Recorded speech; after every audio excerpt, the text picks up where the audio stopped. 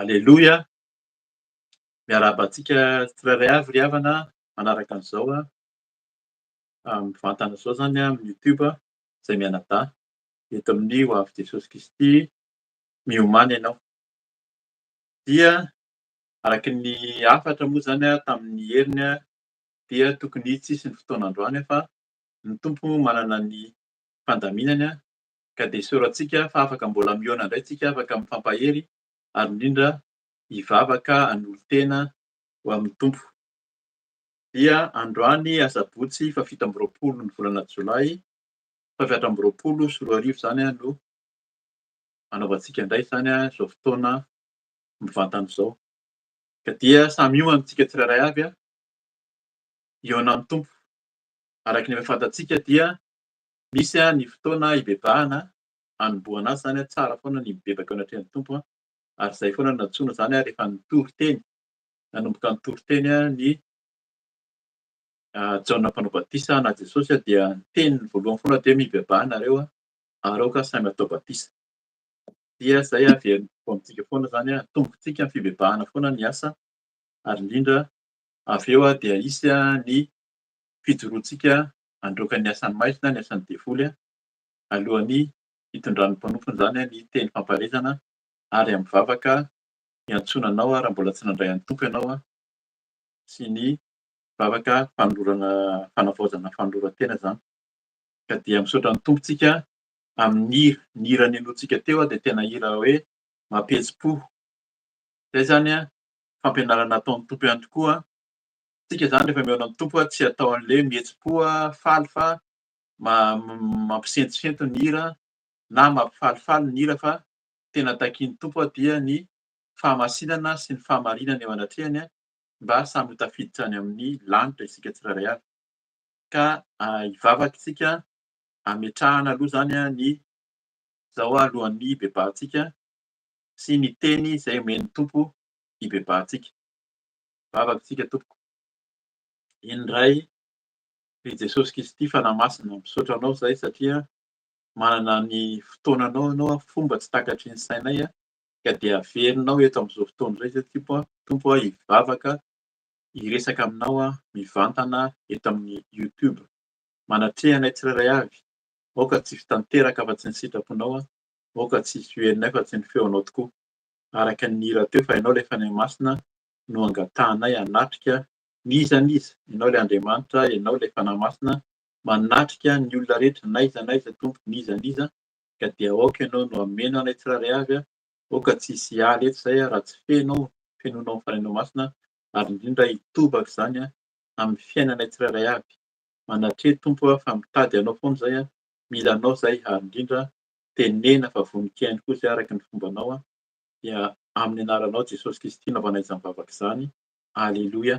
Amen. Amen. Mamaky ny teny zany tsika izay hitondrantsika ny fibebahana, hibebaka tsika avy eo fa ny teny raha tsy mahafantatra ny tenin'ny tompo tsika, tsy mahafantatra ny tenin'Andriamanitra dia mety hoe fantatsika ihany ny bebahana, fahotana sy ny ota fa misy teny izay habebahan'ny tompo manokana zany androany hoe inona ny sitrapony izay habebahany antsika androany dia ao amin'ny asan'ny apôstôly. Asan'ny apôstôly toko faharoa. Ny asan'ny apôstôly toko faharoa tsiovakitsika ny andininy manontolo satria izany zany azo hibebahana daholo fa raisintsika ny andininy faha-efatra amby folo ka hatramin'ny faha-raika amby roapolo. Ny asan'ny apôstôly toko faharoa ny andininy faha-efatra amby folo ka hatramin'ny faha-raika amby roapolo. Rehefa hitantsika dia vakina amin'ny anaran'i Jesosy zany ny amin'ny lohateny eto amin'ny baiboly dia hoe nitory-teny tamin'ny vahoaka i Petera. Nitsangana i Petera sy ny 12 lahy dia nanandram-peo ka niteny tamin'izy ireo hoe ry lehilahy jiosy sy izay rehetra monina eto Jerosalema, aoka ho fantatrareo izao ka enoa ny teniko. Tsy mamo araka ny hevitrareo tsy akory ireo fa vao ora fahatelo ihany izao andro. Ora fahatelo ihany izao ny andro. Fa izao ilaina ampilazaina any Joelam-paminany hoe amin'ny andro farany hoy Andriamanitra no androtsahako ny fanahiko amin'ny nofo rehetra. Ny zanakareo lahy sy ny zanakareo vavy dia aminany, ny zatovinareo dia hita fahitana, ny lahy antsirareo dia nonofy ary ny mpanompoko na lahy na vavy dia androtsahako ny fanahiko amin'izany andro izany ka aminany. Anisy fahagagana eny amin'ny lanitra ambony aho ary famantarana amin'ny tany ambany dia rà sy afo ary setroka manjavona. Ny masoandro dia hiova ho aizina ary ny volana dia ho rà alohan'ny hahatongavan'ny andron'ny tompo. Dia ilay sady lehibe no malaza ary izay rehetra hiantso ny anaran'ny tompo dia ho voavonjy. Alleloia. Amen. Izany teny izany zany io tapany faharoa izany dia ao amin'ny Joela toko fahatelo andininy voalohany ka hatramin'ny fahadimy. Zay a ny teny zay ibebahantsika. Gaga ahoana moa zany ny mahatonga ny tenin'ny tompo tahaka izany hoe ahoana ny ibebahantsika amin'izany dia fanahy masina zany rehefa nampatsiahy ny amin'ny hoe nahoana no tokony hibebaka tsika. Eto dia ny habebahan'ny fanahy masina amintsika zany ny tompo amintsika indrindra indrindra izay manatrika izao na ny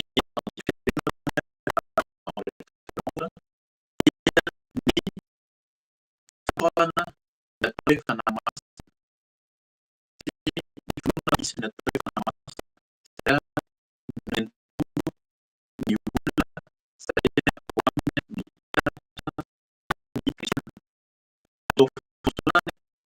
dia tsy misy intsony ny olona misy ny atao hoe fanahy masina. Ao anatin'izany dia tsy mino ny fiasan'ny fanahy masina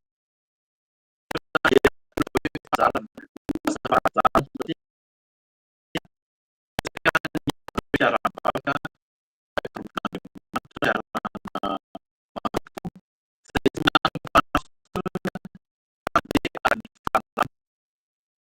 ny fianarana teôlôjia tena misy manodidina manafaingana boky hoe maha-Kristiana dia tsy mankity baiboly. Tsika zany na mandinika boky be ary na mahay fahalalana be ary dia novozona zany na novozona taon'ny baiboly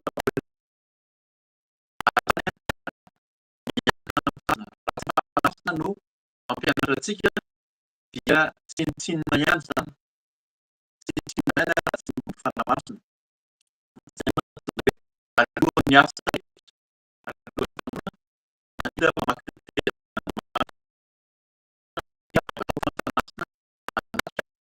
mampahafantarantsika tsika famakiana teny raha nanatrika fotoantsika dia isaorana fa ny teny nahira sy tenena dia hoe fanahy masina fanahy eo idy manatrika anay.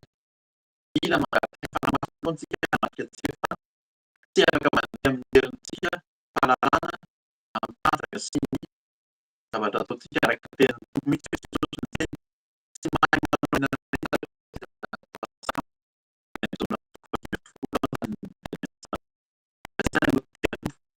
ibebahantsika mibahana ny vononintsika hibebaka fa tsy mino ny fanahy masina, tsy mandray ny fanahy masina fa mino ny olona. Raha misy olona mitory teny na misy mpampian'Andriamanitra mitory, pasitera na ny olona hafa atao hoe prôfeta ohatra bishopa dia iny no hazakazahany olona fa tsy ilay fanahy masina izay mitoetra amintsika. Zay no fampianarana fotoana tompo hoe ianareo no tempoly. Ny tempolin'ny fanahy masina efa ravana ny tempoly tamin'ny zanaka Israely tamin'ny taona fitopolo aorian'i Jesosy Kristy ary noravana satria nataon'ny olona tsinitsinina izany. Dia ny tempoly izao izay itoeran'ny fanahy masina dia tsika tsirairay avy. Ny olona iasan'ny fanahy masina izay tempolin'ny fanahy masina zany ny olombelona tsirairay avy zay no lasa hoe tempoly. Dia hozy ny tompo hoe halako ny fivoriana ary arom-parantsiana satria ataon'ny olona fahatsarana na le trano iny no heveriny olona hoe ao ny fanahy masina. Fa ilay tempoly raha mandeha araka ny famasinan'ny tompo tsika, araka ny famasina sy ny famarinana dia zay ilay tempoly masina dia mitambatra eo ary lasa fiangonana zany na fiaraha-mivavaka. Zay no atao hoe tena hoe fiangonan'ny olona masina zany dia ny tempoly masina tsika tsirairay avy dia mandeha araka ny sitrapon'ny tompo. Zay ny hampibebahan'ny tompo amintsika androany. Betsaka mihitsy amintsika zany, misy aloha zany voalohany indrindra tsy mino ny fanahy masina intsony ary tsy mino koa fa ny fanahy masina dia mbola irahan'ny tompo amin'ny mpanompony tsirairay avy ary ny fanahy masina no miasa amin'izao asa izao fa tsy olombelona zany. Vakiako averiko vakiana zany manomboka amin'ny andininy voalohany ny andininy fahaefatra ambin'ny folo ny amin'ny asan'ny apôstôly toko faharoa teo amin'ny anaran'i Jesosy hoe nitsangana i Petera sy ny iraika amby folo lahy dia nanandram-peo ka niteny tamin'izy ireo hoe ry lehilahy jiosy sy izay rehetra monina eto Jerosalema, aoka ho fantatrareo izao ka ino ny teniko. Teto Rehefa nirotsaka tamin'ny mpianatra ny fanamasina amin'ny fanombohan'ny toko faharoa zany a, rehefa niangona ry zareo talohan'ny rehefa nisamborin'i Jesosy rehefa hoe maty dia alohan'ny nitsanganan'i Jesosy tamin'ny maty dia tena niafina mihitsy ireo mpianatra ireo na ny 1 ambin'ny 10 ireo ary dia nitsoaka. Ny vehivavy no lasa nihazakazaka hoe andeha antsika hikarakara ny fatin'i Jesosy tao anatin'ilay hoe toerana nandevenana azy fa izy ilay hoe apôstôly tena tsy nihetsika tao amin'ilay trano ambony sy ny 20 hafa zany. Fa ilay vehivavy no nihazakazaka nandeha nanao ny asa zany hoe hanositra ny hemoka-manitra ho amin'i Jesosy. Dia rehefa nahitan'i Jesosy nitsangana ireo vao nihazakazaka nandeha, nitory niteny tamin'i Petera sy ireo hafa zany sy ry Jaona, zay ireo vao taitra hoe marina ve zany? Eto zany anakiroa sady ny fampianarana ihany koa raha mibebaka tsika fa ny tompo dia miantso ny tsirairay avy ary eto dia tsy misy hoe ny fidian'Andriamanitra manokana na ny Jesosy manokana hoe ambony no sisa na ambany fa eto hitantsika tsara zany amin'izay teny izay fa vehivavy no nisehon'i Jesosy voalohany nitsangana tamin'ny maty izy dia ireo no nitory. Zay zany raha vehivavy ianao maheno izao dia mahereza fa ny tompo koa dia miantso anao hijoro vavolombelona rehefa nandray an'i Jesosy ianao nahita fa velona sy mahery ilay Jesosy arahanao eo dia aza matahotra, aza misalasala mitory ny fanjakan'Andriamanitra. Dia zay zany dia nitory natahotra ry Petera satria nisamborin'i Jesosy dia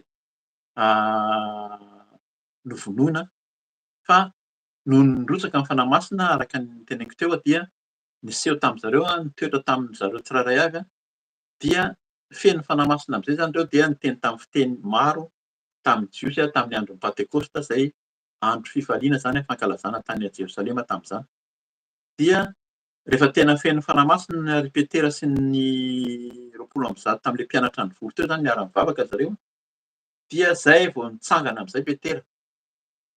Hoe nitsangana Petera sy ny 1 ambin'ny 10 lahy dia nanandram-peo ka niteny tamin'izy ireo hoe ry lehilahy jiosy sy izay rehetra monina eto Jerosalema, aoka ho fantatrareo izao ka ino ny teniko. Tena nasany teny amin'izay Petera sy ilay 1 ambin'ny 10 lahy nisany nitsangana. Zay zany io fanahy masina io tsy mino an'io ny olona na tsy matoky an'io fa raha tsy misy ny fanahy masina dia matahotra, feno tahotra ary betsaka ny mihembotra, betsaka ny misalasala satria tsy feno ny fanahy masina. Angatao foana ny fanahy masina ary zay ny bebahantsika raha mbola tsy mino ianao fa miasa ny fanahy masina hatramin'ny taloha, hatramin'ny ankehitriny ary mandrakizay hoy izy Andriamanitra tsy miova dia fotoana izao hibebahana hiverenantsika mba handraisantsika ny fanahy masina. Feno ireo ary tsy natahotra intsony Petera fa tena sahy nijoro mihitsy dia niteny mihitsy hoe eno ny teniko. Rehefa tena feno fanahy masina ianao dia sahy mijoro zany eo anatrehan'ny olona, eo anatrehan'ny asan'ny Satana koa ny asan'ny devoly. Zay zany rehefa hibebaka tsika avy eo dia hitsangana hoe mitsangana handroaka ny asan'ny devoly dia tena sahy mijoro mihitsy mandroaka ny asan'ny devoly satria efa feno fanahy masina tsika, efa mibebaka teo anatrehan'ny tompo ary ny ran'i Jesosy dia mandadio antsika. Nisy olona niteny ary teo ambony teo hoe mamy ireo 9:30 hiverena kely eo ambony kely eo azafady amin'ny anaran'i Jesosy hoe ny sasany kosa dia niome sady niteny hoe mamy divay mamy ireo. Nisy talanjona dia sahirantsaina hozy izy ka nifampiresaka hoe inona no tokony ho hevitra izany. Rehefa feno fanahy masina ilay mpianatra ireo zany fa ny sasany dia niome. Zay zany iomezan'ny olona ianao rehefa feno ny fanahy masina ary raha miresaka fanahy masina ohatr'izao dia raha anisan'ny me ianao efa ahoana ary izany fanahy masina resahan'ny rahalahy izany aty anadahdy ity dia raha me ianao hoe inona indray izany resaka fanahy masina izany mibebaha. Teny aminao ny tompo mibebaha fa araka ny tenin'ny Paoleta azafady tenin'ny Petera dia tsy mamo araka ny 5:10 amin'ny anaran'i Jesosy hoe tsy mamo araka ny hevitrareo tsy akory ireo fa vao ora fahatelo ihany izao andro izao. Ora fahatelo zany tamin'ny fanisana jiosy tamin'izany dia tamin'ny 7 maraina izany. Rehefa mivory tao zany zareo dia miferitretan'ny olona azy hoe niara nisotro divay tao ireo. Fa ny fanahy masina rehefa mirotsaka izay ilay hoe mihaona amin'ny tompo ianao na antsika tsirairay avy na fiaraha-mivavaka, izay ilay hoe tempolin'ny fanahy masina ny tsirairay avy mitambatra dia tonga ny fanahy masina mitoetra sy mamaky amin'ny fombany izay tsy takatry ny saintsika. Dia 9:30 hoe fa izao no nampilazain'i Joelim-paminany. Io izany tena nasany teny ary manambara mihitsy fa efa voalazana izao zavatra miseho izao Zao firazana hoe misy ny fanahy masina zao dia efa nambara tamin'izany fotoana izany hoe andiny faha-fito ambin'ny folo amin'ny alalan'ny Jesosy hoe amin'ny andro farany hoy Andriamanitra no antrahako ny fanahiko amin'ny nofo rehetra. Izao natao hoe andro farany.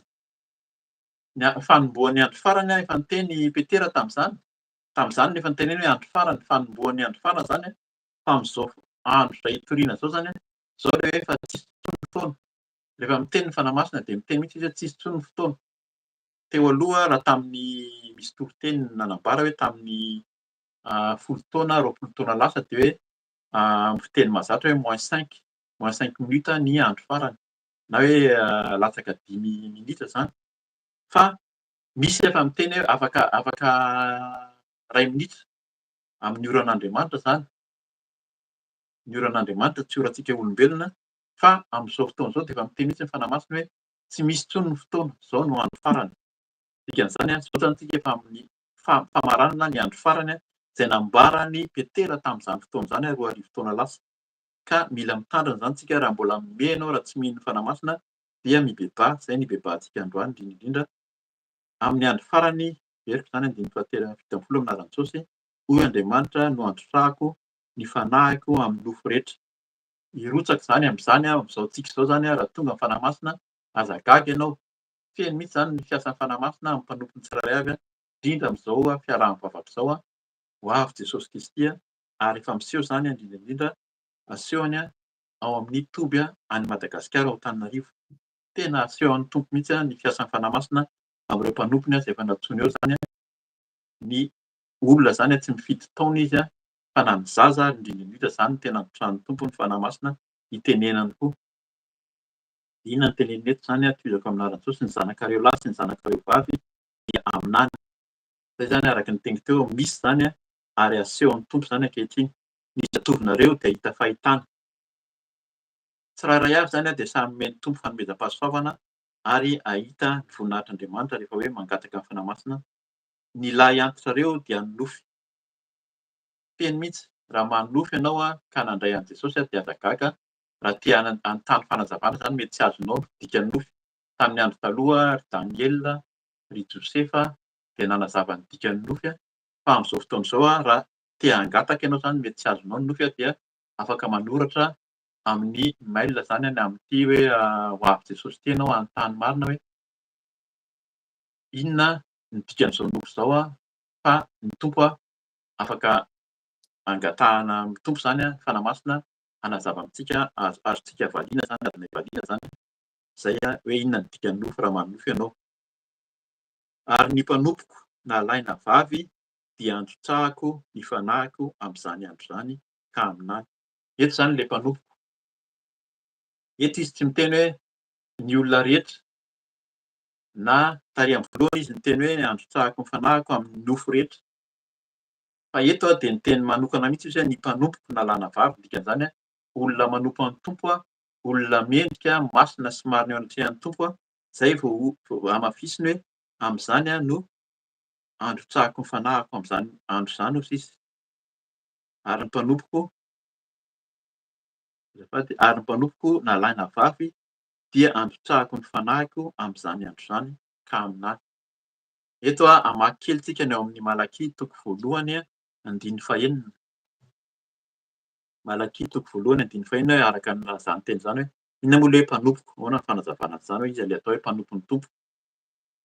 Dia andiny fahaenina amin'ny anaran'i Jesosy hoe ny zanaka dia manaja ny rainy ary ny mpanompo dia manaja ny tompony, koa raharay aho aiza ary izay mba hajako, ary raha tompo aho aiza izay tahotra ahy, hoy Andriamanitra tompon'izao rehetra izao. Izay izany hoe tsy manaja an'Andriamanitra intsony. Dikan'izany tsy manaja an'ilay fanahy masina nomen'ny tompo izany. Izay ilay mpanompo. Raha mieritreritra isika izany ka mpanompon'ny tompo dia mila manaja an'Andriamanitra. Ilay manaja izany izay ilay hoe tsy mandray an'i Jesosy ho mpamonjy fotsiny. Hoe mpamonjy izy mikarakara lasa feno finoana aho dia lasa matanjaka be aho dia ny sotraniny ahako. Izay ilay olona be dia be nisotran'i Jesosy tamin'ny taloha raha mamaky ny ao amin'ny mamaky tsara ny ten'Andriamanitra isika dia betsaka mihitsy ny sotran'ny tompo. Tany an-tendrombohitra misy olona tsy omby 5,000 indroa na intelo izy nanao fanasitranana 4,000 a 5,000 rehefa mandeha izy de manasitrana manao fagagana zay le mamonjy izy de mikarakara ny olona foana izy betsaka ny jamba nihiratra ny maty ary natsangana fa rehefa tena nomboana teo amin'ny fijaliana Jesosy tsisy hita reo ary tamin'izy nitsangana tamin'ny maty 20,000 sisa no niara-mivavaka hoe nakaiza daholo le olona nisitran'ny tompo reny reny le hoe nandray an'i Jesosy mpamonjy fotsiny fa rehefa tena mandray an'i Jesosy ianao zany tena hoe tompo dia zay le izy hoe manaja an'i Jesosy hoe tena hoe tompo sy mpamonjy tsy mandray anazy mpamonjy fotsiny fa tena hoe tompo aiza zay tahotra ao izy mila manaja an'i Jesosy ianao rehefa manaja an'i Jesosy zany de mankatoy ny teniny tsy le mpenim-pakatoy fotsiny mihaino araka le teny teo hoe tonga amin'ny fiaraha-mivavaka amin'ny fiaraha-mivavaka de tsara ny louange tsara ny fiderana tsara ny mivavaka sy ny fampianaran'ny pasteur de fenofeno eo fa rehefa miala teo de ny atao ihany ny atao fanompoan-tsampy ny fijangajangana ny kolikoly ny lainga ny haratra eo ihany zay zany le hoe mandray Jesosy ho mpamonjy fotsiny fa mila ianao zany mandray an'i Jesosy tena hoe tomponao de manaja azy aiza zay aja kosa raha tena tompo izy hoe ny mpanompoko omeny fanahy masina ianao raha tena manaiky anazy ho tompo de manaja anazy ary mankatoy ny teniny zay mpankatoy ny teny zay hozy izy ny tena hoe atao hoe mpianatra hozy Jesosy ny amin'ny teny gasy moa izy atao hoe mpianatra fa amin'ny teny frantsay atao hoe disciple disciple zany dia manaraka ny atao hoe discipline misy discipline io any mpianatra tsara mihitsy misy discipline hoe zao ny discipline amin'ity fiarahana ity atao am-pianarana tsy mahazo manao an'izao tsy mahazo manao an'izao diany hoe misy zavatra tandremana misy zavatra jaina misy zavatra tsy maintsy arahana ka misy discipline arahana zany rehefa miaraka amin'ny tompo zay hoe rehefa manaiky anazy ho tompo de manaraka an'le fampianarana ny discipline fa tsy hoe mandeha fotsiny amin'izay tiako na amin'izay hoe takatry ny saiko zay no tenin'ny tompo hoe ny zanaka dia manaja ny rainy ary ny mpanompo dia manaja ny tompony hoy izy koa raharay aho aiza ary zay mba ajako mila manaja ny tompo tsika manaja an'Andriamanitra ary raha tompo aho aiza zay tahotra ahy izy le Andriamanitra tompon'izao rehetra izao ka dia matahora ny tompo araka ny teny teo raha mbola maniratsira ianao raha mbola tsy mino ny herin'ny fanahy masina fa hirotsaka aminao izy mirotsaka amin'ny olona amin'izao fotoana izao mameny fahagagana izy dia fotoana zany zao hibebahana hiverenana ny tompo dia toizako ny tenin'ny tompo zany amara-parana antsika ny amin'ny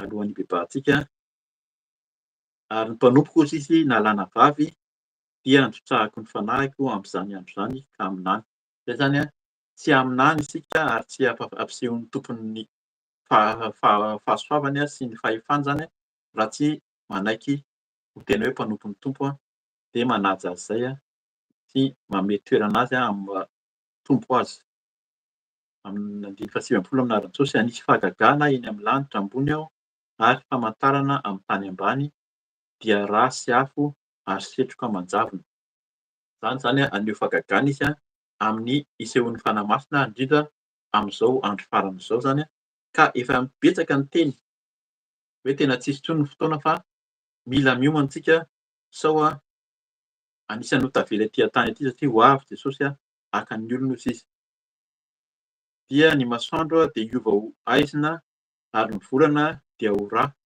alohan'ny hahatongavan'ny andron'ny tompo dia ilay andro dia ilay sady lehibe no malaza ary izay rehetra hiantso ny anaran'ny tompo dia ho vonjena eto zany raha te ho vonjena ianao amin'izany andro zany amin'izao ora fotoana izao satria zao tsika dia efa miomana ny amin'ny fahatongavan'i Jesosy zany amin'ny andro farany efa nambarany eto dia miantsoa andraisan'i Jesosy ho tompo indrindra indrindra ary mpamonjinao fa ho voavonjy ianao teny farany zany tiany tompo ampahirezina alohan'ny tsena hibebahantsika dia ao amin'ny Isaia 50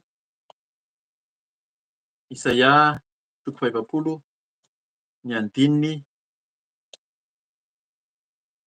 4 ka hatramin'ny 5 Isaia 50 andininy 4 ka hatramin'ny 5 vakiana amin'ny anaran'i Jesosy injany misy miteny hoe miantsoa ary hoy ny navaliny inona nefa no antso ataoko ahitra ny nofo rehetra tahaka ny vonin-javatra any an-tsaha ny hatsaran-tarehany rehetra. Maina ny ahitra, malazo ny voniny, nefa rehefa tsofin'ny fofonain'ny tompo. Eny ahitra tokoa ny olona. Maina ny ahitra, malazo ny voniny, fa ny tenin'Andriamanitsika dia ahatra mandrakizay. Amen. Zay zany misy miteny zany. Zany misy miteny hoe miantsoa. Miantso ny tompo ianao inona moa zany no tenenina, inona no ambarako eto zany hoe ry bebaka ahako. De hozy izy hoe zao ny zavatra navaliny hoe inona no tokony atao zany de tokony fantatrao fa hoe ny teny nomeny tompo amin'ny Isaia moa zany tamin'ity Isaia nasainy teny fa ho antsika ny teny koa hoe tandremo hozy izy fa ambarao amin'ny olona fa ahitra ny nofo rehetra tahaka ny vonin-javatra any an-tsaha ny hatsaran-tarehany rehetra. Maina ny ahitra, malazo ny voniny rehefa tsofin'ny fofonain'ny tompo. Zany hoe tsika zany olombelona ho faty any atsika ary ho tonga ny tompo. Ny tsara zay nataontsika fa zao ny fotoana hiverenana ny tompo fa raha am'zao tsika no tonga ny tompo zany hiantso atsika halazo sy ho afaka ihany ny aina. Fotoana hibebahana zao mba tsy tsika zao no ho lavina indray zany araka ny teny eto hoe maina ny ahitra, malazo ny voniny, fa ny tenin'Andriamanitsika dia ahitra mandrakizay. De tenin'Andriamanitra de zay nambara amintsika androany zay hoe raisy Jesosy tena ho tompo sy mpamonjy aza manao fahazarana manaraka fombafomba, aza mandray an'i Jesosy fotsiny hoe mpamonjy. Mino ianao fa misy Jesosy ny devoly kosa izy de mino fa misy koa zany Jesosy zany, fa raisy mihitsy zany ho tomponao sy mpamonjinao fa ho avy izy am'zao andro faran'izao ka raha ho avy tokoa izy na handray atsika amin'ny alalan'ny fahafatesana. Nofo rehetra hozy izy de tahaka ny ahitra ho maina, ho faty daholo ihany ny olona fa raha ho faty ianao kanefa tsy mankany amin'ny tompo dia ho laviny ihany. Hibebaka tsika, hifono eo anatrehan'ny tompo raha tsy nino fa misy ny fanahy masina. Tsy mino fa ny tompo de mbola miasa sy maniraka amin'ny fanahy masina amin'ny olony rehetra, ary tsy mino fa ny fanahy masina dia miasa amin'ny mpanompony zay tena mandray anazy tena ho tompo sy mpamonjy tokoa. Raha mbola tsy nandray an'i Jesosy ho tompo sy mpamonjy ianao dia eto eo anatrehan'ny tompo ny tenantsika tsirairay fa hamindra fo izy. Mbola fotoana zany zao matoa tonga ny tenin'Andriamanitra no maharitra mandrakizay mbola tonga ny teny androany tonga aminao tonga amintsika tsirairay avy dia fotoana hiverenana sy hibebahana amin'ny tompo ka dia andohalika tsika andohalika hibebaka hanesy teny eo anatrehan'ny tompo ary indrindra rehefa vonona rehefa nodiovin'ny tompo tamin'ny rany dia ho saty koa handroaka ny asany maizina koa ny asany devoly zany ka dia hivavaka tsika tompo hibebaka tsika tsirairay avy. Hivavaka tsika amin'ny anran'i Jesosy. Eny ray misaotranao sainy amin'ny teny de nomenao anay. Ny teninao tokoa no tsy miova hatramin'ny taloha ankehitriny ary mandrakizay. Raha miteny aminay ianao androany dia tianao izay hahafantatra fa ianao ilay Andriamanitra velona, tompon'izao rehetra izao. Ianao ilay tompo, tompon'ny tompo sy mpanjakan'ny mpanjaka, tompon'ny fahefana rehetra hatrany an-danitra ka hatretỳ an-tany ka tsy miova ianao. Niteny ianao tamin'ny andron'i Joela mpaminany ary miteny ianao tamin'ny Petera sy ireo mpianatra ary mbola miteny ianao ankehitriny aminay ankehitriny ka dia misaotra indrindra tompo. Zay raha tsy nino fa velona ianao, mahery ianao, ianao ilay Andriamanitra nambomba tambonin'ny rano tetỳ amin'izao tontolo izao niteny ianao, ianao ilay Andriamanitra fanahy masina, ianao naniraka amin'ny fanahinao masina ho amin'ny mpianatra, ho amin'ny olona rehetra dia tonga ianao miteny, mampahafantatra, manome nofy, mampaminany, mampahafantatra ny sitraponao amin'ny olona rehetra. Zay kosa tsy mino tompo, tsy nino izany Jesosy, tsy nino izany izay tsirairay avy dia mifono aminao satria izay dia mierikerika amin'ny fombafomba, mieritreritra fa tsy avy aminao ny zavatra rehetra ary izay nefa noteneninao fa izay ny tempoly masina izay masina ihany hozy ianao, masina ihany hozy ianao no mahita an'Andriamanitra fa te ho masina koa izay androany ka dia mifono aminao raha ny heno, raha ny sofinay izay ny heno ny amin'ny teny mahatonga fisalasalana, fampiherikerehana tsy nohonay fa ianao ilay fanahy masina efa narotsaka ao hatramin'izany ankehitriny ary ho mandrakizay dia tonga ianao dia mifono aminao Tompo raha tsy mino izahay fa mierikerika ny amin'ny zavatra henon'ny sofinay. Mierikerika izahay amin'ny zavatra hitan'ny masonay Jesosy na mahita izahay ny herin'ny fanahinao masina. Mahita izahay ny fiasan'ny fanahinao masina amin'ny mpanomponao maro, amin'ny vahoakanao maro dia tsy mino izahay fa mihomehy izahay Jesosy, mihomehy. Misalasala izahay tsy mino ka dia mifono aminao ny amin'ny fijery tsy araka ny sitraponao. Tsy mino izahay Jesosy mangataka ny ranao tokoa. Ilay ranao teo amin'ny hazofijaliana tena ampy manadio sy manavaoka dia diova amin'ny ranao izahay Jesosy amin'ny masonay, ny sofinay tsy mino ny amin'ny fiasanao, ny amin'ny fiteninao satria ianao maniraka ny fanahinao masina ho amin'izao tontolo izao. Ianao ilay fanahy masina tonga tamin'i Jesosy Kristy efa natao batisa tamin'ny rano be.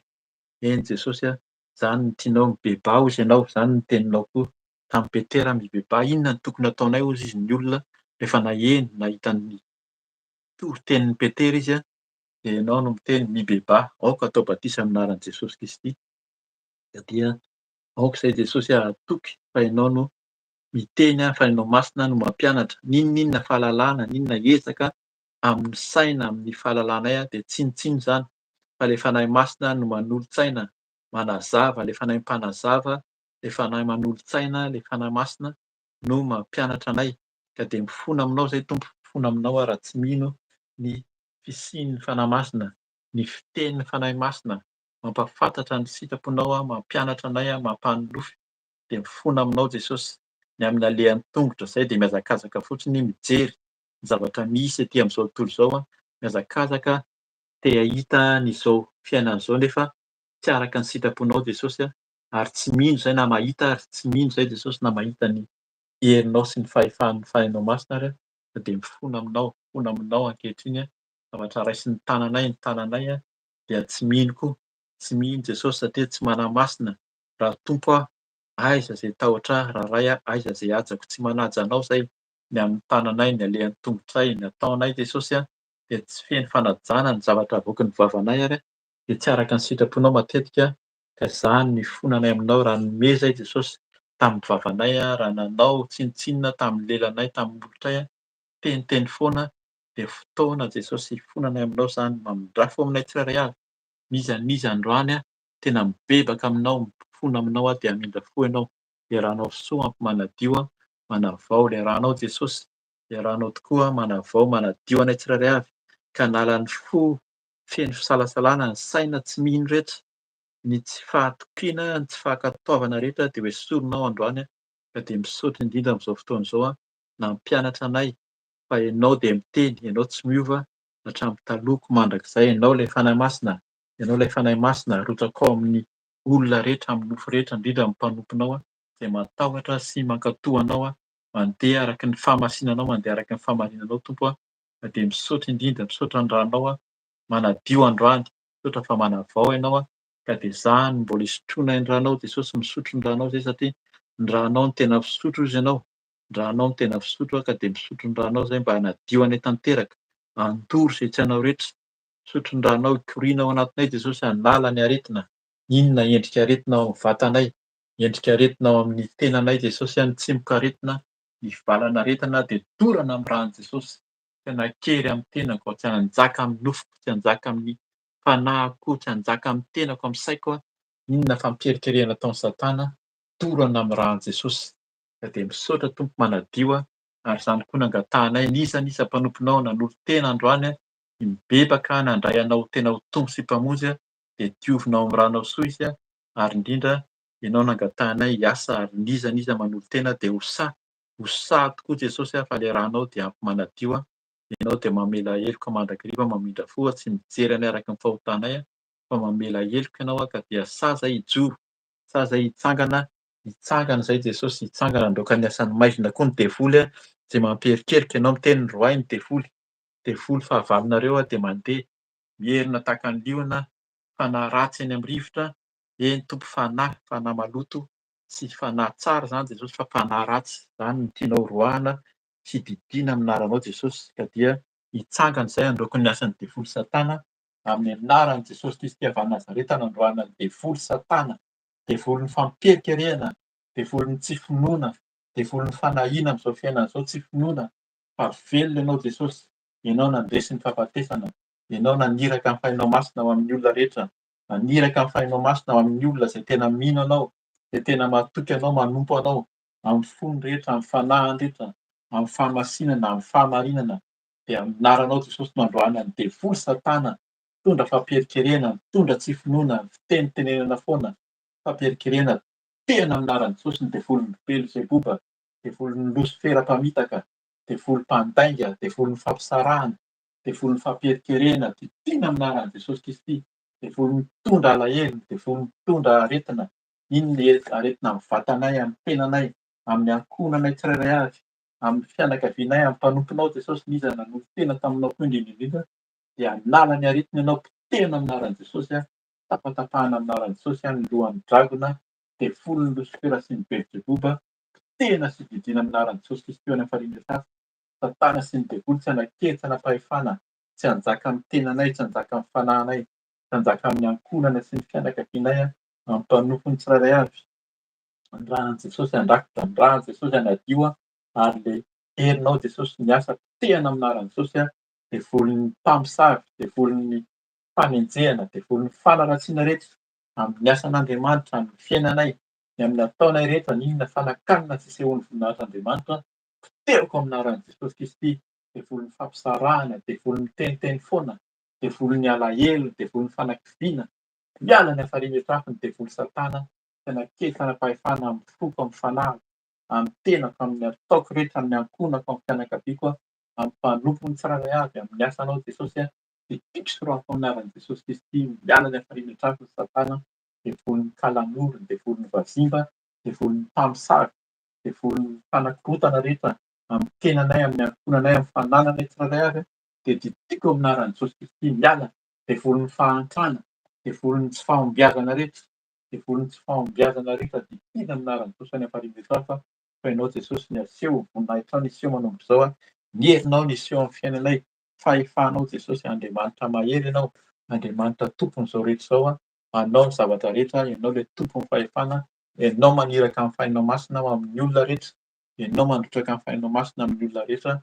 Ka dia misaotra indrindra Tompo, misaotra ny miasa, misaotra manavao, misaotra ny miasa mamindafo ka dia ilay rahanao tokoa afafinay, afafiko ny rahanao Jesosy amin'ny tokantranoko, amin'ny fananako, amin'ny tenako manontolo ka dia diovina amin'ny rahanao Jesosy ny ankohonako, ny tokantranoko, ny fiainanay, ny mpanomponao maro dia atoko izay Jesosy manomboka izao fa ianao ilay tsy miova, ianao ilay miteny, teninao no tsy miova hatramin'ny taloha ankehitriny ary mandrakizay ka dia ataovy matoky izay ataovy mahay manaja anao, ataovy mahay mankatoa anao ny teninao, ny sitraponao dia misaotra indrindra manavao, misaotra manavao anay amin'ny ranao soa ary indrindra misaotra amin'ny fahinao masina ilay fanahy afo, ilay fanahy afo, ilay fanahy afo mandoro izay tsy hainao rehetra, mameno anay koa ka dia misaotra indrindra Tompo, misaotra mamindafo, misaotra mamela heloka dia andro alina isika, hiverina andro alina isika hangataka ny fahinao masina efa teo amintsika ny fanahy masina hatramin'ny iraintsika, hatramin'ny efa nanombohan'ny fotoana, nanomana izao fotoana izao nefa mangatao izy mbola meno anao, hameno antsika tsirairay avy miteny hampafantatra amintsika ny sitrapony dia hambarany koa amin'ny mpanompony sy mbola hampaherezany antsika. Ka dia misaotra indrindra Tompo, mamindafo, misaotra fanahy masina dia mangataka anao izay fanahy masina, manatrehanay foana ianao, fenoy anao izay fanahy masina, ilay fanahy handray, ilay fanahy mpanazava, fanahy manolon-tsaina, arotsaka ao amin'ny mpanomponao rehetra na lahy na vavy izy ianao ka dia hiseho ny voninahitrao, hampafantatra anay ny marina ianao, hiteny ianao araka ny teninao fa ho ampahafantarinao izany ka dia solonao ny tahotra, hanala ny tahotra amin'ny fo, hanala ny tahotra amin'ny saina, hanala ny alahelo, hanala ny fahatezerana, fanahy masina mameno anay, hampitombo ilay fitiavana, fitiavana anao Andriamanitra, hanaja anao amin'ny fonay rehetra, amin'ny sainay, amin'ny herinay, amin'ny fanahinay manontolo ary dia ho tiany namanay araka ny teninao, tahaka ny tenanay ka dia misaotra indrindra Tompo fa miasa ianao misaotra mamaly vavaka, tsisy mahasakana anao, tsisy mahasakana anao fanahy masina, ianao ilay mahery an'izao tontolo izao ianao ilay mahita anay, mahafantatra ny ao am-potsin'ny laoka, ianao mahita ny fiainanay tsirairay avy ka dia misaotra fanahy masina, hanatrika anay mandrakariva, misaotra mandamina ny fiainanay, misaotra fa ianao tsy miova Ianao rehefa tia tokoa dia tia hatramin'ny farany a. Ianao rehefa tia dia tia hatramin'ny farany a, ary tsy mamela anay ho irery ianao, tsy mamela anay ho kambody a, fa manolo-tsaina, manome fahendrena, mandamina ny fiainanay ka dia misaotra Tompo. Misaotra mihaino vavaka, misaotra mamaly vavaka, misaotra Ray, misaotra fanahy masina, misaotra Tompo miaraka aminay isan'andro. Alleluia, alleluia. Misaotra Jesosy, misaotra Tompo. Finoy anao foana izahay, finoy anao foana izahay Tompo.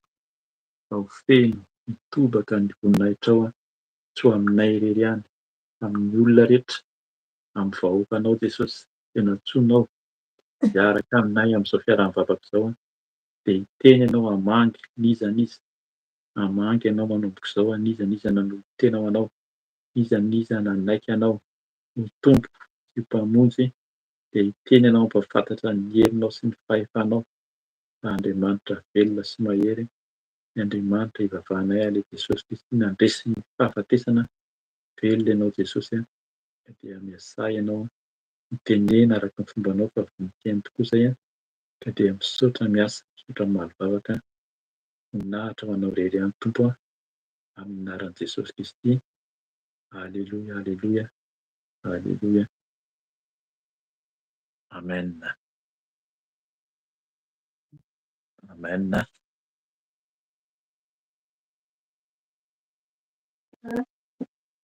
Amen. Misaotra ny tompontsika. Ny amin'ny tapany voalohany teo izany a, nahafahantsika manolotra tena amin'ny tompo ny bebaka, amin'ny fahatariny a, ny amin'ny sitrapony a, nibebahantsika indrindra ny amin'ny hoe tsy finoana sy ny tsy fankataovana ny fanahy masina. Fa izao izany a dia ho raisin'ny mpanompony Mama Felicia nitoan'ny fotoana ho fampahelezana antsika ny amin'ny tenin'Andriamanitra sy mbola misy fiantsoana izany a, raha mbola tsy nandray an'ny tompo ianao dia hanao vavaka izy a, na fiantsoana anao manokana handray an'ny tompo na hanavao fanoloran-tena.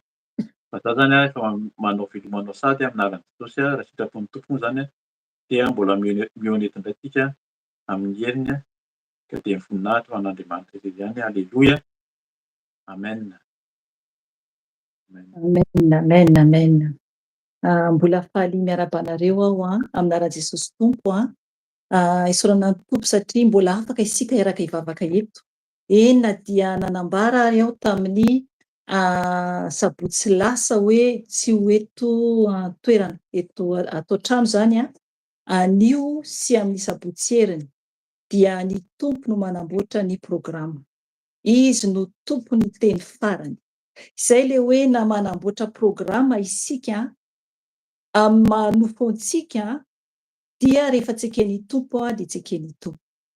Dia nisy fiovana izany dia tsy lasa zany izay fa ato trano ihany, ka voninahitra ho an'i Jesosy satria matoa tavela zany izahay dia tiany tompo hanao izao asa izao, ny asany tsy maintsy atao foana zany dia voninahitra ho an'i Jesosy mbola ahafahantsika miaona, mbola ahafahantsika mivavaka satria mahasambatra miaraka amin'ny Jesosy, mahasambatra miaraka aminy. Alleluia. Isaorantsika ny mpanompony amin'ny fampibebahana teo. Ny mampagaga ahy dia ao amin'ny boky ny asan'ny apôstôly no noraisin'ny evangelista Erika dia nameny tompo koa ao amin'ny asan'ny apôstôly momba ny amin'ny teny fampaherezana zany izay hoentin'ny fanahy masina eto izao. Isaorana ny fanahy masina lehibe ary isaorana an'i Jesosy. Teo amin'ny fotoana nitenenan'ny zoky Erika ny amin'ny fanahy masina zany, nangataka ny fanahy masina, dia teo amin'ny faraparany dia nare aho ny tompo niteny hoe eto aho. Eto aho i tompo, eto zany Jesosy, eto amintsika izany. Tsy niteny moa ako fa nitazomiko ilay satria fantatro fa tiany tompo hiteny an'izao hoe eto aho i tompo zany. Dia zany nambaran'ny tompo eto zany izy dia isaorantsika azy zay le fanahy masina, zay le fanahiny iray ka voninahitra ho an'i Jesosy.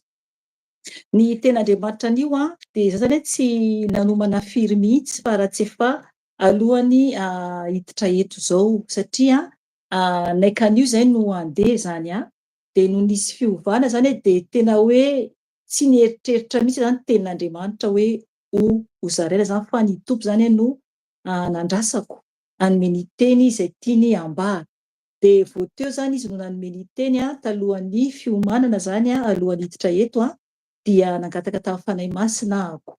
dia ny teny zany nomeny dia ao amin'ny boky ny Matio. Fa ivavaka aloha isika angataka ny fanahy masina, dia efa natsoiny zokerika raha ny fanahy masina teo dia mbola angataka hery zany aho ampiana bebe kokoa mba ho tafiany hery anambara ny tiany izay tiany ambara zany izy rery ihany no miteny fa za dia fitaovana fotsiny ihany. Ka ivavaka isika tompoko. Fanahy masina mahery eo, misaotra anao, mankasitraka feno, misaotra anao Jesosy satria anao niteny hoe eto aho. Eto ianao Jesosy, efa eto ianao hoy ianao, efa eto ianao Jesosy. Ka ity zay Jesosy iainy niteny avy aminao, avy nibebaka Tompo, eny, avy nibebaka Jesosy, izay nibebaka tamin'ny fony manontolo Jesosy dia niaino anay tsiraray avy ianao. Jesosy mangataka ny fanatrehanao, mangataka ny fikasihanao anay tsiraray avy amin'ny alalan'ny fanahy masinao Jesosy, ny amin'ny teny izay omenao anay anio, satria Jesosy ny teny izay tonga dia ianao no miteny Tompo, satria niza izahay tonga eto na oviana na oviana no enony olona izao teny izao Jesosy dia anao ikasikasy, mikasy azy fanahy masina satria izay dia fitaovana kely fotsiny ihany, zava-pona izay, ka raiso ny kontrola ny tenako fanahy masina raiso ny kontrola ny tenako manontolo, ka mangina ny nofoko amin'izao fotoana izao, fa mitenena fanahy masina ambarao zay tianao ambara aminay zanakao tsiraray avy, ka misandrata Jesosy eran-tany, misandrata amin'ny voninahitrao Jesosy satria ho avy ianao Jesosy, tsisy intsony ny fotoana Jesosy, tsisy intsony ny fotoana, efa manambara n'izany ianao ilay Andriamanitra velona sy mahery no oka ianao tompisandratra eran'i Madagasikara sy ny eran-tany, ny amin'izay gasy na metisy izay malala ny teninao amin'ny teny gasy Jesosy ka sy ho avokoa izy reny Jesosy malala mba tsy ho verimaina foana ny enony ny teninao, ka sanatria Jesosy ka ny amin'ny afobe izy no hitalao nefa ny Tompo tsisy azonao atao intsony, ka kasio Tompo mba hiverina eo aminao, ao aminao, ka misandrata Jesosy mbola nahazo tombonandro izahay ainonay ny teninao Jesosy, tafiny hery ny faherezanao zay tsiraray avy, tafiny hery ny teninao zay tsiraray avy anio, ny amin'ny teny rehetra zay hoeninay eto, mba ho voninahitra anao Jesosy malala misaotra Tompo. Aleluia, amen. Amen, amen. Ry havana, alohan'ny izahako hanomboka dia teo tamin'izany eny tamin'ny ordinateur teo dia ohatran'ny hoe misy mikasoasoaka kely le feon'ny zokerika, tsy haiko na nareo izay mihaino manaraka eto ohatr'izany koa, fa nisy fotoana zany ohatran'ny hoe tsy tsara loatra zany le réseau, dia nenoko indray tamin'le telefona kely anankiray dia misy itovizany ihany le izy, ka engany are tsara ianareo satria tsy afaka hihaino ny feoko amin'ny telefona na amin'ny ordi en même temps izara ten'Andriamanitra eto, fa engany azava tsara ny teny n'Andriamanitra eto. Amen. Aleluia. Sao dia raisitsika raha ny tenin'ny fanahy masina izay nomeny antsika anio na dia efa naika hoe tsy afaka hitondra ary aho anio dia isaorantsika ny tompo lehibe izany. Ao amin'ny bokin'ny Matio toko 1:20, Matio toko 1:20 eo amin'ny 9:20 ka hatramin'ny 2:30. Fa ho vakintsika manomboka amin'ny 7:20 mihitsy ny teny zany. Matio toko 1:20, 7:20 zany ka hatramin'ny 9:30. Ho vakiko ny teny amin'ny anaran'i Jesosy Tompo. Ny teny ny eto amin'ny titre ny eto amin'ny baiboliko dia misy fizarana roa zany izy io, misy titre anankiroa zany izy io fa le amin'ny tapany faharoa io tena hoe tiany fanahy masina zany ambara bebe kokoa amintsika. Vakintsika ny teny amin'ny anaran'i Jesosy Tompo. Matio toko 1:20, 7:20. Rehefa tafiditra tao amin'ny tempoly Jesosy ka nampianatra dia nanantona azy ny lehiben'ny mpisorona sy ny loholona ka niteny hoe, fa efa manao ahoana no anaovanao izao? Ary iza no nanome anao izao fahefana izao? Ary Jesosy tsy namaly azy ireo hoe anontany anareo zavatra tokana kosa ao. Koa raha voavalinareo izany, dia ilaza aminareo zay fahefana anaovako izany aho. Ny batisany Jaona avy taiza moa izany?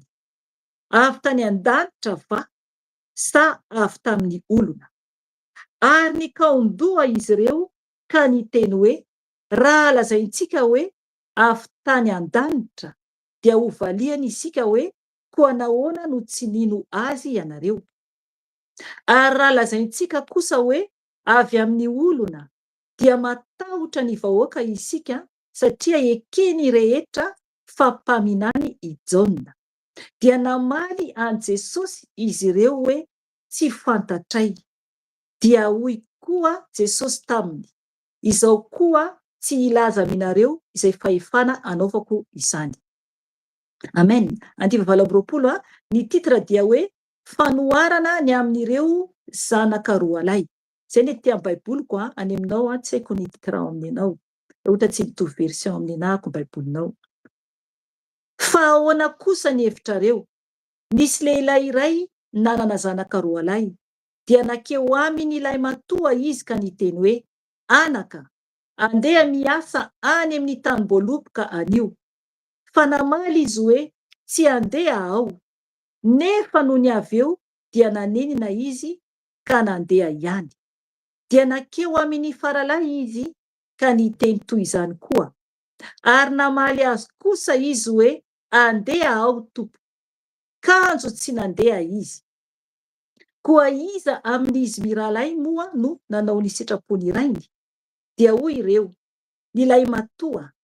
Dia hoy Jesosy taminy, lazaiko aminareo marina tokoa fa ny mpamory hevitra sy ny vehivavy janga dia mialoha anareo ho any amin'ny fanjakan'Andriamanitra. Fa nakany aminareo tamin'ny lalan'ny fahamarinana i Jaona, nefa tsy nino azy ianareo. Fa ny mpamory hevitra sy ny vehivavy janga no nino azy. Fa ianareo kosa, na dia efa nahita izany aza, dia mbola tsy nanenina avy eo mba inonareo azy. Amen. Ry havana, tsara be le tenin'Andriamanitra. Eto ny tenin'Andriamanitra dia misy ifandraisany ny amin'ny fibebahana zay nentin'ny mpanompon'Andriamanitra teo, ny amin'ny Jaona mpanao batisa, ny amin'ny fanahy masina. Ry havana, anio zany isika dia na ampahafantatra zany ny fanahy masina momba ny amin'ny olona maro be ato na any Madagasikara io na aiza misy anao no tsy mino ny batisany Jaona mpanao batisa. Batisa amin'ny rano be izany. Maro ny fiangonana, maro ny toerana ivavahan'ny olona tsy manaraka ny batisa izay nataony Jaona mpanao batisa. Ry havana, diso lalana ianao. Dia mbola misy ny fotoana dia miverena aingana.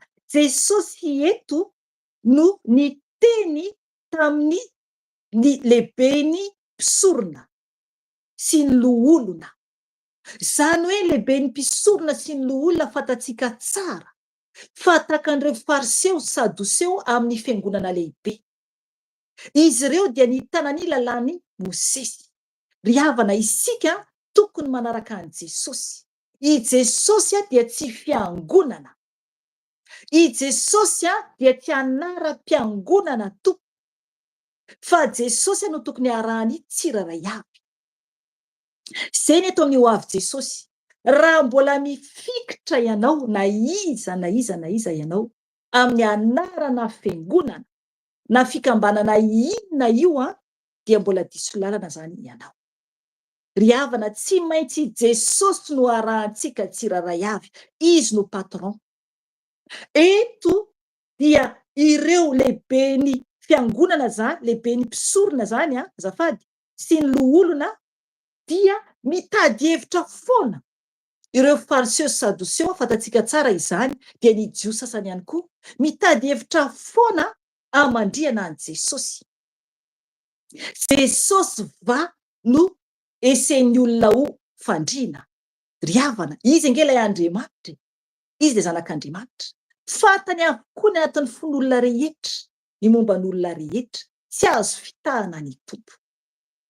Tsy azo fitahana ny tompo. Fa izay lalan'i Jesosy no tsy maintsy arahantsika tsiraray avy. Ireo olona ireo ny lehibe ny mpisorona sy loholona manana fahefana izy ireo amin'ny maha olombelonan'izy ireo amin'ny plasy misy an'izy ireo izy ireo dia mieritreritra foana nanaraka ny lalàn'i Mosesy. Tsy mety mino any Jesosy na ny batisa izay nanirahan'Andriamanitra any Jaona mpanao batisa tonga voalohany. Amen. Any amin'ny bokin'i Isaia, araka ny tenem-panompon'Andriamanitra teo, efa voalaza sahady fa i Jaona mpanao batisa izy ange ilay lalana tonga sady anamboatra ny lalana avy eo aloha. I Jaona mpanao batisa efa nalefan'Andriamanitra amboalohany izy amasady ny lalana antongavan'i Jesosy. Voambara sahady io ilay batisa amin'ny ranobe, batisa ny fibebahana.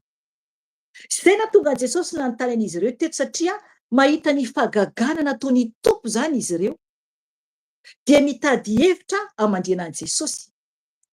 Afaka ianao mamaky ny amin'ny Matio 2:20 manompony 9:20 dia hitanao ilay fahagagana nataon'ny tompony amin'ny aviavy tsy namoa. Fa tsy ho raisitsika daholo satria manjary lavabe. Dia izy ireo zany manaraka an'i Jesosy eny ihany, fa hikritika, hitsaratsara, hitady zay esena hoe andavo an'i Jesosy sanatria izy anie no Andriamanitra. Izy anie ilay tena fiainana. Tsisy mahakasika an'i Jesosy. Tsisy afaka tamin'izany fotoana zany hoe animba ny lalan'i Jesosy satria zay efa voasoratra ny izy Andriamanitra no tsy maintsy ho tanteraka. Nanetry tena ho tonga zanaka izy ety ambony tany, tonga dia ety ambony tany mba hanavotana antsika. Fa izy ilay Andriamanitra eo akaikin'ny tanakavanan'Andriamanitra. Izy ilay zanak'ondry velona. Ry havana, ka eto zany ny olombelona nofo sy ra dia mitady hevitra andaminana hoe tsy marina zany ny fahefan'i Jesosy. Zay ny ilay izy. Satria verikely ilay ten'Andriamanitra 5:7 dia hijanona aho arak'izay tiany fanahy masina. Ao amin'ny Matio 1:20 aho an'izay voaniditra, hoy teny tompo vakiko amin'ny anarany. Rehefa tafiditra tao amin'ny tempoly i Jesosy ka nampianatra dia nanantona azy ny lehibe ny mpisorona sy ny loholona ka niteny hoe, fahefana manao ahoana no hanaovanao izao, ary iza no nanome anao izao fahefana izao. Amen. Ry havana, zany fitenin'ilay olona. Tsika ve dia asa iteniteny toy izany eo anatrehan'ny Ray, eo anatrehan'i Jesosy. Ry havana, azony tompo atao kely ny teny tonga dia niantso ny anjely izy dia azony atao tonga dia hoe maty daholo ireo olona reo. Fa nanetry tena ny tompo satria tonga izy hanolotra ny ainy hamonjy antsika. Impiry isika no tsy mahay manetry tena. Impiry isika no tsy mahay manetry tena. Nefa Jesosy ilay Andriamanitra dia nanetry tena izy teto, ary na ny zavatra navaliny ara dia feno fitiavana. Feno fitiavana. Tsy tapan'izy ireo fa Jesosy ilay Andriamanitra ny eo alohany. Ry havana, zavatra lehibe ny izany. Zavatra lehibe tsy takatra heverina. Jesosy ilay zanak'Andriamanitra ny eo alohan'izy ireo, sahan'izy ireo mametraka fantaniana toy izany amin'i Jesosy. Dia hoy navalin'i Jesosy 9:20 hoe, ary Jesosy namaly azy ireo hoe, anontany anareo zavatra tokana kosa ao, koa raha voavaly nareo izany dia ilaza aminareo zay fahefana anaovako izany aho. Ny batisany Jaona avy taiza moa izany? Avy tany an-danitra va sa avy tamin'ny olona? Amen. Aleloia, aleloia. Zay le izy. Jerevo ny fanontaniana napetraky ny tompo amin'izy ireo. Batisany Jaona satria fantatry ny tompo tsara fa betsaka ny olona tsy mankasitraka amin'ny batisany Jaona. Nefa Jesosy izy ilay zanak'Andriamanitra nanaiky nanetry tena natao batisa amin'ny rano Jordana, ranobe zany, mba ho modely tsika izy, mba izy no arahantsika, izy ilay modely ho arahantsika. Tsy maintsy nataony izany. De isika ndray va no izingizina ry havana raha mbola tsy andrain Jesosy ianao ato dia aza mangataka andro arinany andraisanao Jesosy tompo mila atao batisa amin'ny ranobe ianao. Raha tsy zany tsy izy. Mila manaraka lalan'i Jesosy isika zay vao tonga any an-danitra. Dia avy eo nefany navita batisa amin'ny ranobe raha dia mandeha araka ny fahamasinana sy ny fahamarinana tahaka an' Jesosy. Tahaka an' Jesosy. Fa tsy akory hoe eny ara fandrain Jesosy aho satria misy problème na hoe te handray Jesosy am'izao fotsiny. De atao batisa avy eo de iverina indray amin'ny zavatra ataonao teo aloha. Tsy atompoko. Tsy atompoko. Andriamanitra tsy azontsika vazivaziana fa zay afafintsika no jinjaintsika. Raha tena vonona ianao de vonona 100%. Vonona 100% fa tsy miovaova. Zay ny amin'ny tompo. Tsy afaka manao tapana isika fa tsy maintsy manaraka tsara an' Jesosy 100%. Zay zany amin'ny tompo. Eto zany Jesosy nametraka fantana tamin'izy ireo hoe ny batisany Jaona avy taiza moa izany? Avy tany an-danitra va sa avy tamin'ny olona? Tanareo zany. Ny tompo mahafantatra tsara fa tsy ho voavalin'izy ireo izany. De jerevo nataon'izy ireo. Hoy ny ten'Andriamanitra hoe ary nikaondoha izy ireo ka niteny hoe raha lazaintsika hoe avy tany an-danitra dia ho valiany isika hoe koa nahoana no tsy nino azy ianareo. Amen. Ajanoko hateo aloha. Tanareo zany. Izy ireo ne mahalala tsara fa avy any an-danitra. Fantatra izy ireo tsara fa zareo ny amin'ny hamafin'ny fo hoe za olombelona ihany anaraka an'izay tiako arahana dia tsy mety mino any Jesosy. Tsy mety mino satria efa lasa. Fa misy ato koa tsy mety mino any Jesosy ry havana. Aza mba anisan'izay tsy mino ianao. Aza mba anisan'izay tsy mino satria ny fanahintsika dia sarobidy eo anatrin'Andriamanitra. Dia noho ny avy eo ny ten'Andriamanitra manambara hoe andiny faina amby roapolo. Ary lazaintsika kosa hoe avy amin'ny olona dia matahotra ny vahoaka isika satria ekeny rehetra fampaminany i Jaona. Amen. Zay le izy. Eto zany zavatra misy dia manambara ihany koa eto fanahy masina, zavatra tsapako eto izy ireo mitady hevitra ihany koa hitazomana ny olona. Zay le voafeny fivavahana fanarahana olona fombafomba. Eto zareo dia matahotra ny vahoaka zany satria mila vola ampandrosoana ny atao zareo fivavahana ivavahan'izy ireo. Ry havana, eto zareo dia matahotra olona, matahotra ny vahoaka. Andiny faina amby roapolo averiko indray mandeha. Ary lazaintsika kosa hoe avy amin'ny olona dia matahotra ny vahoaka isika satria ekeny rehetra fampaminany i Jaona. Amen. Ry havana, zay le izy. Hitany olona, fantatry ny olona fa mpaminany i Jaona. Nefa izy ireo tsy mino. Aza mba anisan'izay tsy mino to. Aza mba anisan'izay tsy mino. Andiny fafito amby roapolo. Dia namaly an Jesosy izy ireo hoe tsy fantatray. Eza navaly zareo an Jesosy hoe tsy fantatray. Dia hoy koa Jesosy taminy. Hoy zany teny Jesosy taminy Izao koa tsy ilaza aminareo zay fahefana anaovako izao. Amen. Aleloia. Ny tompo tsy te hifandahatra amin'ny olona tsy mino. Zay neny Jesosy. Jesosy dia manambara amintsika zanak'olombelona. Manambara izy, omeny safidy isika. Zay ne ny tompony. Omeny safidy isika. Zao tia ny fiainana, tia ny fahafatesana. Fidio. Zay mihitsy ny ten'Andriamanitra.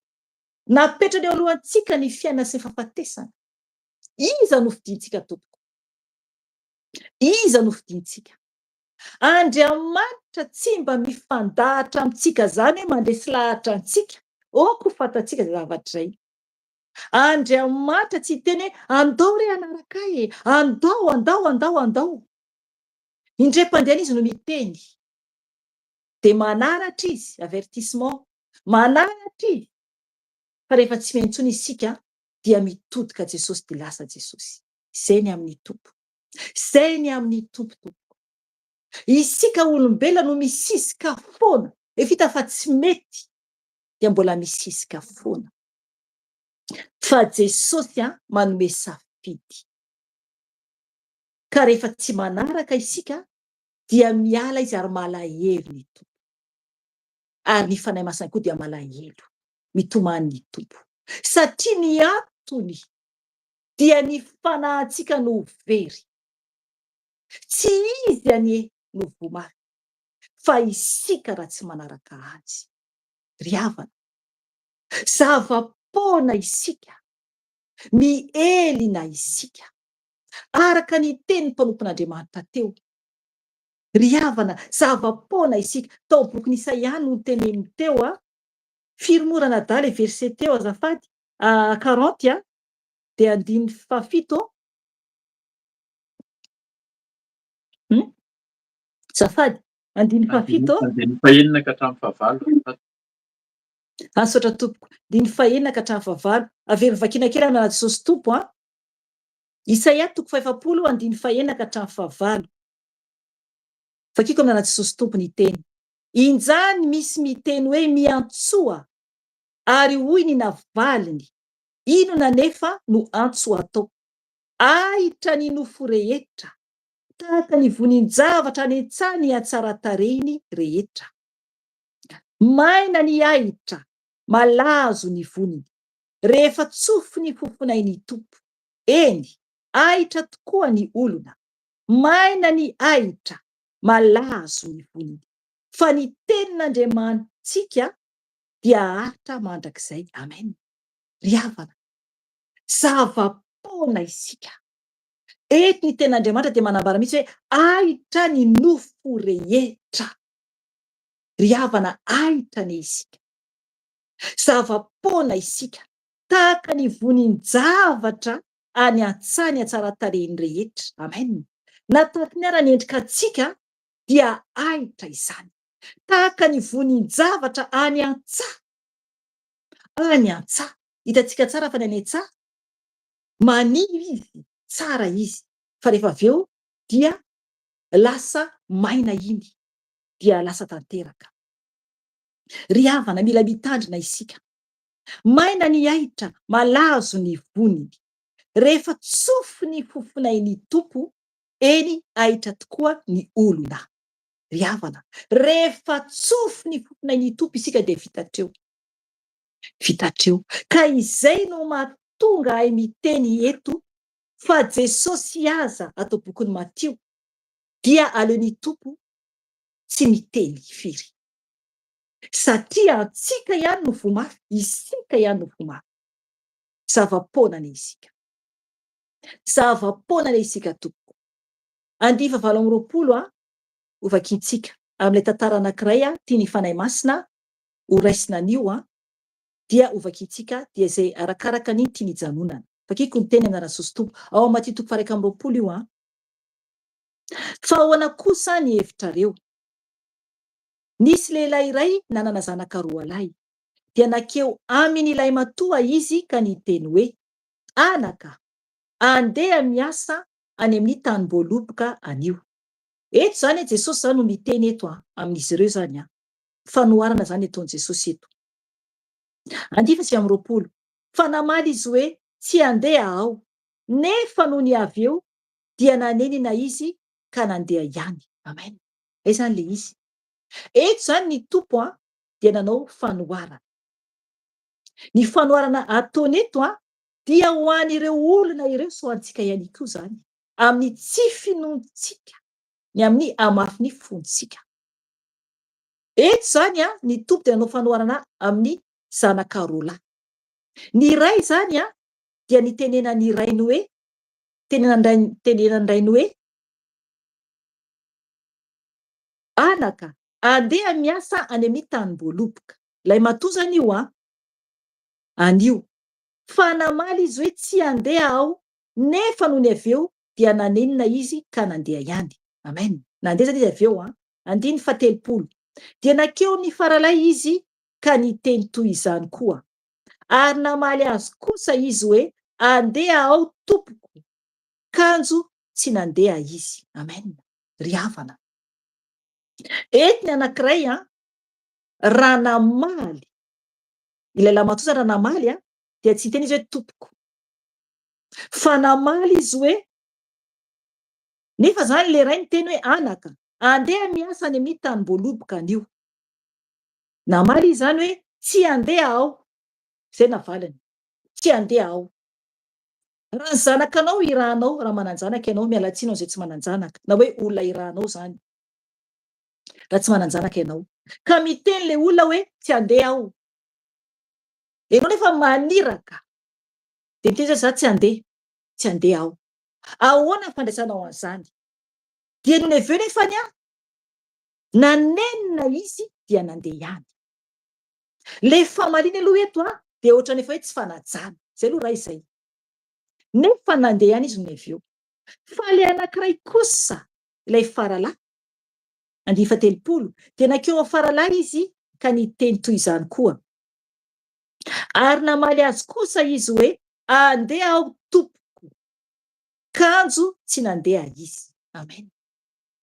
Eto zany ny faralahy dia nanaja be. Andeha aho tompoko, kanjo tsy nandeha izy. Ry havana, maro be ny ohatr'izany, maro be ny ohatr'izany.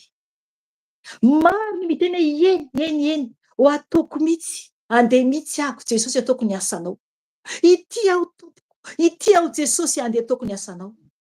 Nefany tsy mankatoa an' Jesosy, tsy mankatoa an' Jesosy. Ry havana, mila mitandrina isika. Misy mandeha manao ny asan'Andriamanitra, mieritreritra manao ny asan'Andriamanitra, nefa tsy mankatoa ny teniny, tsy mankatoa ny batisany, tsy mankatoa ny teniny Jesosy, fa ny ataony ihany ny ataony.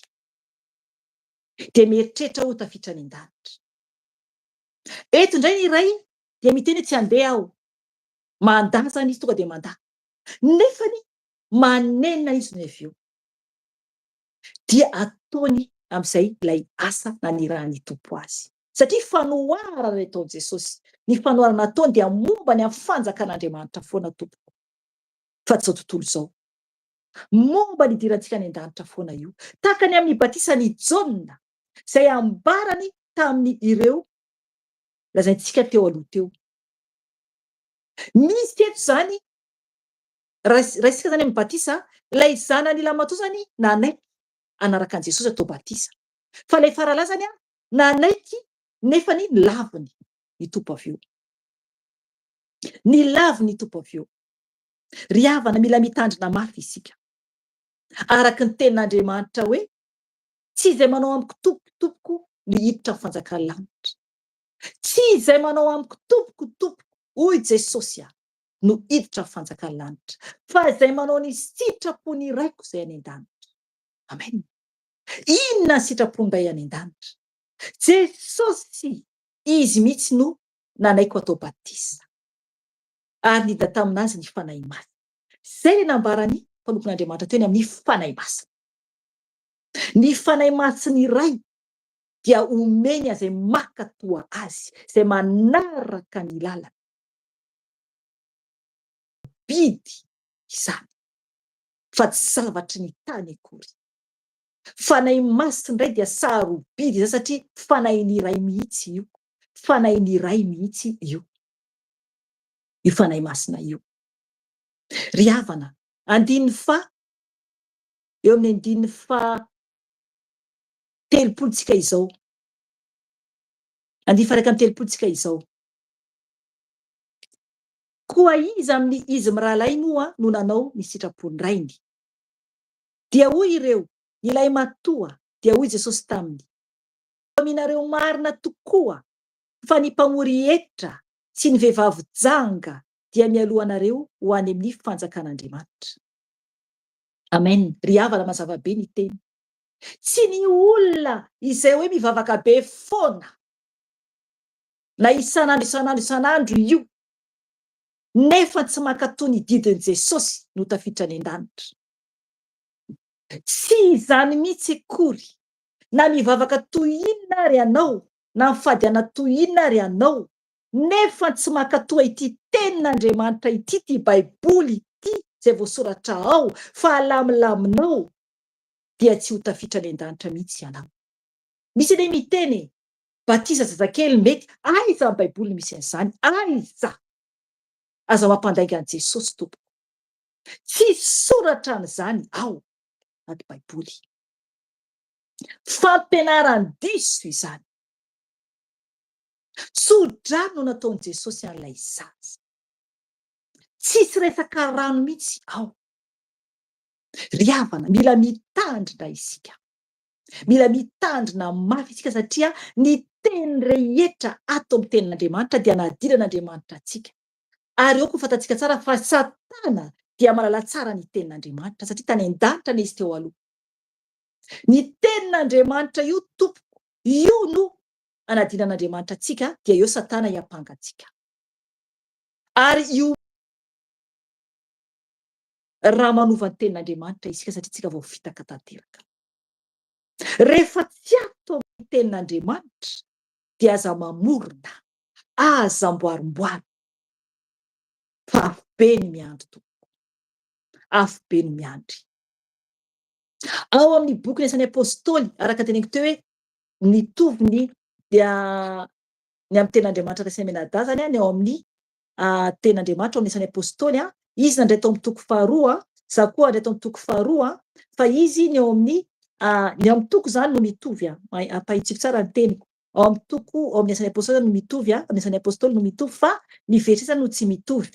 Eo amin'ny andininy fa 730 no vakiako dia andininy fa 70 ka hatramin'ny 170.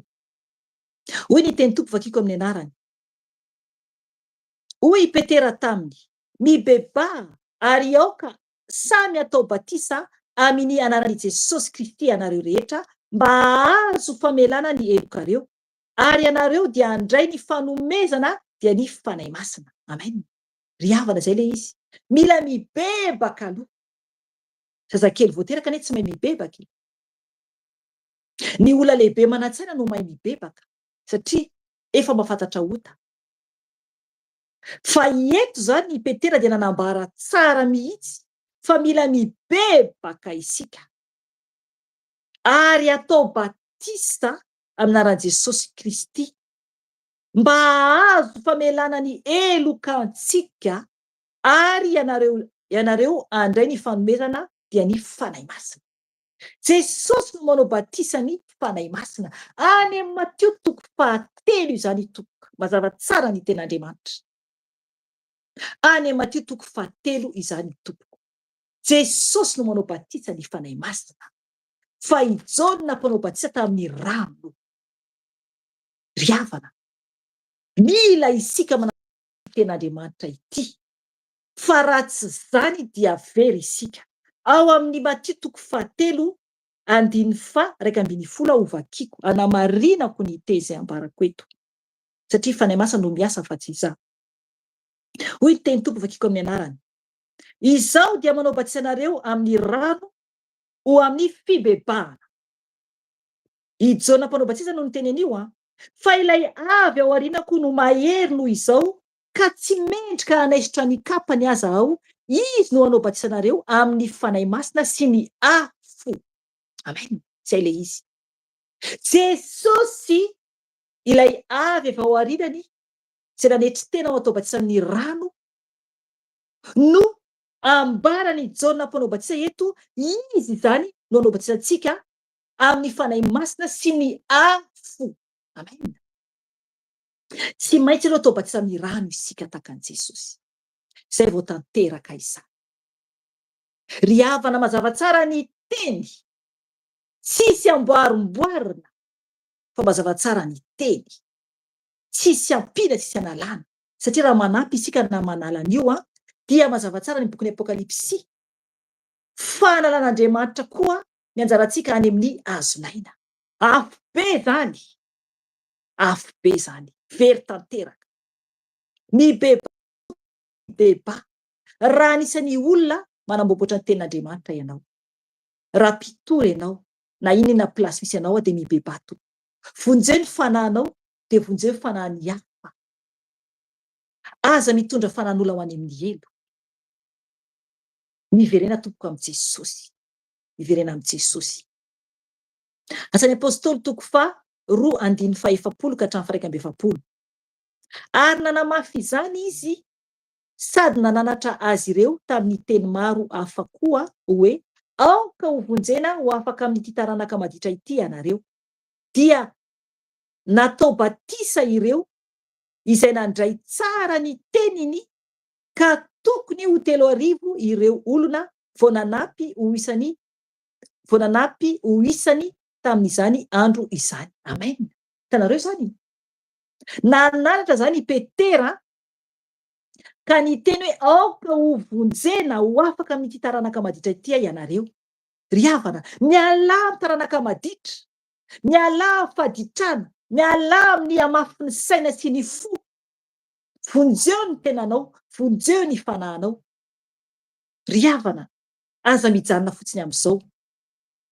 2:7 dia natao batisa ireo izay nandray tsara ny teniny ka tokony ho 3,000 ireo olona vao nanampy ho isany tamin'izany andro izany. Amen. Be dehibe izany. Jerevo ny bebaka zany izy ireo. Tokony ho 3,000 ny olona nanampy ho isany tamin'izany andro izany. Ry havana, ny tompo tiantsika miantso antsika izy. Eto ten'Andriamanitra ny bokin'ny Matio dia manamarina tsara fa ny mpamory hetra sy ny vehivavy janga dia mialoha anareo ho any amin'ny fanjakan'Andriamanitra. Ry havana, satria izy ireo zany tonga dia ino an Jesosy? Fa ny olona izay mandeha arakaraka ny fomba fivavahana diso dia mipetraka ao foana laha ny fotoana ao. Ry havana, mifoaza dia mbola miantso Jesosy. Dia mbola miantso Jesosy. 2:30 farany. Ao Matthieu 1:20 io fakiko teny anaran'i Jesosy tompo. Fa nakany aminareo tamin'ny lalan'ny fahamarinana i Jaona, nefa tsy nino azy ianareo. Fa ny mpamory hevitra sy ny vehivavy janga no nino azy. Fa ianareo kosa na dia efa nahita izany aza dia mbola tsy naninina avy eo mba inonareo azy. Amen. Ry havana, eto zany ny tompo dia mampitandrina antsika. Mampitandrina. Sao dia sanatria tahakany ireo lehibe ny tsorina sy ny loholona ianao. Ka nahita tsara ny fahagagana, mahita tsara ny tenin'Andriamanitra manambara ny fahamarinana sy ny fahamasinana fa tsy mety mino ianao. Tsy mety mino ianao. Mahita fahagagana ianao. Miteny aminao ny toa minofy angamba na fahitana fa tsy mety mino ianao. Ry havana, miova dia mbola miantso Jesosy. Miova, aza manamafy ny fonao. Fotoana hibebahana izao. Eto Jesosy dia miteny amintsika tsirairay avy anio. Ho anao izay tsy mety mino izany. Ho anao izay tsy mety mino an Jesosy ny amin'ny batisa amin'ny ranobe. Dia hoy ny tompo aminao anio. Fanakany aminareo tamin'ny lalan'ny fahamarinana i Jaona, nefa tsy nino azy ianareo. Fa ny mpamony hevitra sy ny vehivavy janga no nino azy. Fa ianareo kosa na dia efa nahita izany aza dia mbola tsy nanina avy eo mba hainonareo azy. Amen. Minoa dia mbola misy ny fotoana. Tonga ny tenin'Andriamanitra anio. Ho avy eny Jesosy. Ho avy eny ny Tompo. Sao dia afo be no vantaninao. Raha sanatria ka ho fatenao raha mbola tsy tonga Jesosy, ka tsy mety hibebaka ianao atao batisa amin'ny ranobe dia hiova fahamarinana ambarany Tompo tsara eto fa tonga zany i Jaona mpanao batisa tamin'ny fahamarinana. Jesosy ilay lalana sy fahamarinana ary fiainana. Izy rery ihany no ahafahantsika makany an-danitra. Ry havana ho avy ny Tompo. Ho avy ny Tompo. Sy ny tenin'Andriamanitra io. Toa iza ianao amin'ny ilay fanoharana. Ilay ray nandavy nefa nanantona ny Tompo ihany avy eo. Sa ilay ray nanaiky nefa ny tsy nanantona ny Tompo avy eo. Ry havana, mila isika misafidy ny mandrakizay antsika. Hiala ety anie isika. Hiala ety ambony tany anie isika. Tsy sotavela eto. Aza mieritreritra hoe ity tany ity dia haritra mandrakizay. Tsy atompoko. Tsy atompoko. Ho avy ny fotoana tsy maintsy ialantsika ety. Araka ny teneniko teto efa elaela hoe tahaka ny olona manao vakansa isika. Tsy vakansa akory ara. Satria ny manao vakansa dia mandeha mitondra valizy dia miverina ihany ao an-trano avy eo. Miala tsiny amin'izay tsy manana valizy. Ohatra ka any ambanivohitra ianao ka mitondra harona ianao ohatra mandeha hanao voyazy. Na hoe Antananarivo io na aiza n'aiza misy ianao. Ry havana, tranonao avy eo. Fa eto isika ety ambony ity tany ity dia tonga ety mba hiova fo ody mandrakizay. Ody mandrakizay. Tsy vakansa izany. Fa tena hiomana ho an'ny mandrakizay. Aiza ny mandrakizainao? Any an-danitra fa sarobe. Ry havana, rehefa lasa isika dia tsy afaka miverina eto intsony. Tsy afaka miverina eto ambony tany intsony. Rehefa tonga ny antson'ny Tompo. Rehefa tonga ny antson'ny Tompo dia tsy afaka miverina ety ambony tany intsony isika. Vonona va ianao? Dia mbola eo ilay fofinaina. Le araka ny ten'Andriamanitra nety mpanompony teo amin'ny bokin'i Isaia. An'Andriamanitra anie ny fofinainy. Ho alaina io. Ho alaina io. Izay raha io na ody any aminy fofonaintsika io na ho very mandrakizay. Na ho very mandrakizay. Ry havana, mifoaza. Mifoaza fa ho avy Jesosy. Ry havana zanak'ankoatra eo ny ten'Andriamanitra. Efa nitebaka isika teo. So isika dia okan-diny tena. Okan-dinika ny tenantsika. Miova. Mbola afaka mibebaka ianao ny tokantranonao na amin'ny toerana izay misy ianao. Raha tsy afanao marina fa tokony hiova ianao. Fa izao isika dia ame fotoananao ny fanahy masina. Ka mbola tsy handrain'i Jesosy Tompo sy hamonjy ianao ianao. Dia omeny Tompo fotoana ianao. Enony ianao any an-danitra satria efa tezay eto izy. Eto izy inenao anao izy. Na aiza n'aiza misy ianao dia hitany ianao. Za tsy mahita anao. Izay mena za tsy mahita anareo. Fa ny Tompo mahita anareo na aiza n'aiza. Tsy afaka hiakafintsika, tsy afaka hitsara velasisika. Fa hitany Tompo anatsika manontolo. Fa tsara anatsika manontolo. Ka izao tsika dia hivavaka.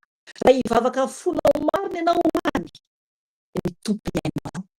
Raha handray anazy ianao ho Tompo sy mpamonjy fiainanao. Dia misy fifaliam-lehibe any an-danitra. Ao Apokalipta izany. Dia mila ianao avy eo atao batisa amin'ny ranobe. Raha ohatra ianao ny Madagasikara ka tsy misy olona batisanao eo avy ny fotoana andehanam-panompon'Andriamanitra any. Izy Kerika dia ao tsy amin'n'anbenao. Dia avy eo nefa anao ianao manompo an' Jesosy mandady fahavarina. Ry havana, miomana ianao, mandohalika amin'ny toerana misy ianao, raha ilay Jesosy tompo sy mpamonjy ny fiainanao ianao. Izany hoe mibebaka aloha ianao dia mandray anazy ho tompo sy mpamonjy ny fiainanao. Anao kosa izay niverin-dalana ka tsapanao anio fa tokony hiverena ianao amin'i Jesosy dia miverena aingana, miverena aingana. Sao dia tonga ny tompo ka ho verenao. Very ianao raha ohatra ka tsy verina amin'i Jesosy. Hifavaka isika tompoko. Ianao anaraka teny ho anao izay andray an'i Jesosy tompo sy mpamonjy ny fiainanao. Hifavaka isika tompoko. Jesosy mahalala indreto Jesosy. Mankasitraka feno Jesosy. Amin'ny fotoana teto. Jesosy misaotra fahitrana. Teto ianao tamin'ny fiandohana Jesosy. Natrika anay. Noho ny teny tompoko izay nompo ihany. Edy toy ravina izay. Mandady Jesosy. Artisy tavely. Tombo mandrafona tsiraray avy Jesosy. Tombo lafiteninao amin'ny fankatoavana Jesosy. Tombo eo tanako Jesosy. Mibebaka tompanao tompo sy mpamonjy ny fiainana Jesosy io. Enoy ny fibebahany ihany. Enoy Jesosy bebahany Jesosy. Ka okanao tompandray anazy.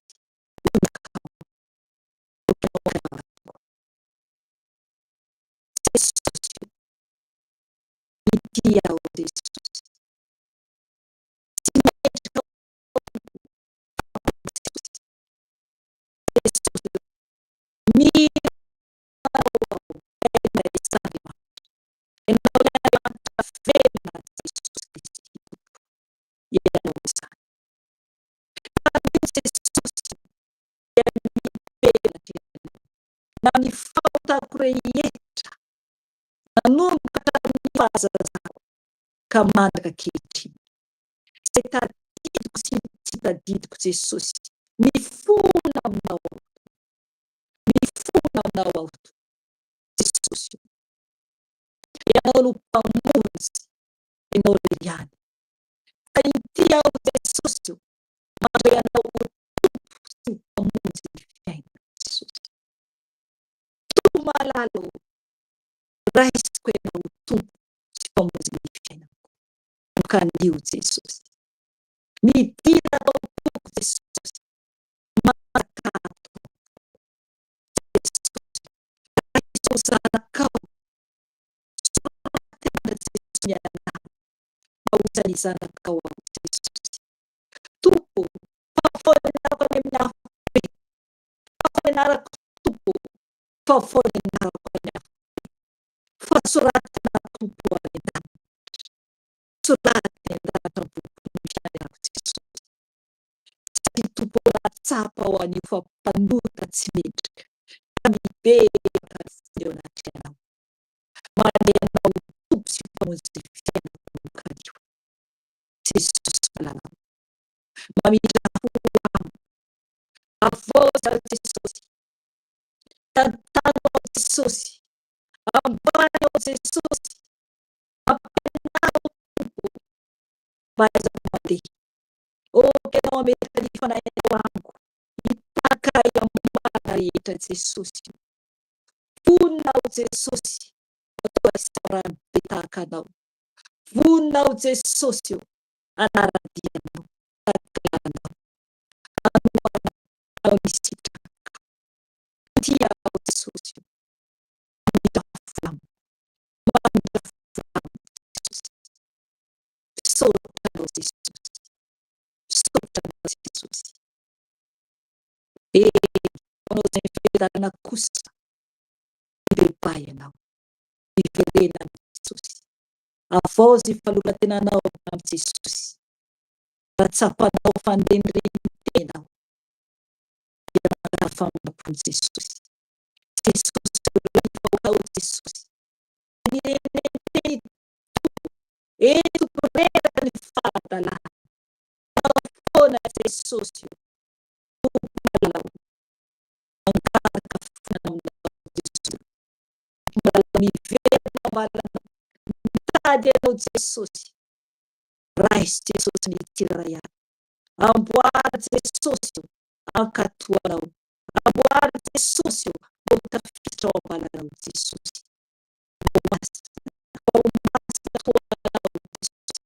Ny hery ny fahaizanao Jesosy. Hery ny fahaizanao. Rehetra izay tsiraray avy. Manolintana indray somary Jesosy tsiraray avy.